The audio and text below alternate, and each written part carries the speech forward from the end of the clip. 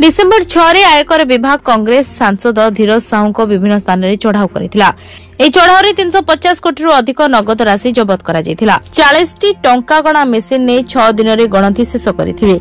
ए घटना परे प्रथम थर पई धीरज साहू कैमरा सामने आसी प्रतिक्रिया रखिसंती। जबत टंका काहार और कला धन प्रश्न उपरे जवाब दैछंती धीरज साहू को प्रश्न करा जायथिला जे बीजेपी जबत नगद राशि को कला टंका बोली कहछि। एहा उपरे आपणकर कोन मत?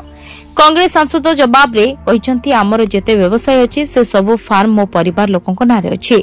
से माने हाकु किपरि कला धन कहउचंती ताहा इनकम टैक्स विभाग ही कहि परिबो। एहा कला धन की धला आयकर विभाग रो जवाब को अपेक्षा करंतु। धीरज साहू कहिसंती मो व्यवसाय रे नाही, मो परिवार लोके एहार जवाब देबे। मो ए मामला रो संपूर्ण दूर रे अछि। मो परिवार बहुत बड़, मो राजनीति रे 30 रु 35 वर्ष धरि अछि। एहा व्यतीत मो अन्य किछि सूचना देई परिबे नाही। ए चढ़ाऊ रो कांग्रेस पार्टी सह किछि संपर्क अछि कि नै प्रश्नर जवाब धीरज कहिसंती एहा आयकर विभाग रो चढ़ाऊ थिला। लोक एहाको किपरि देखुचंती तांको उपरे निर्भर करूछि। मो कोनोसी दल उपरे अभियोग लगाउ नै, किंतु मो एति कहबाको चाहूछि जे ए टंका कांग्रेस पार्टी रो किबा कोनोसी दलर नुहे ओ एहा मो जोर देई कहि परिबे। Bureau report Dinalipi live.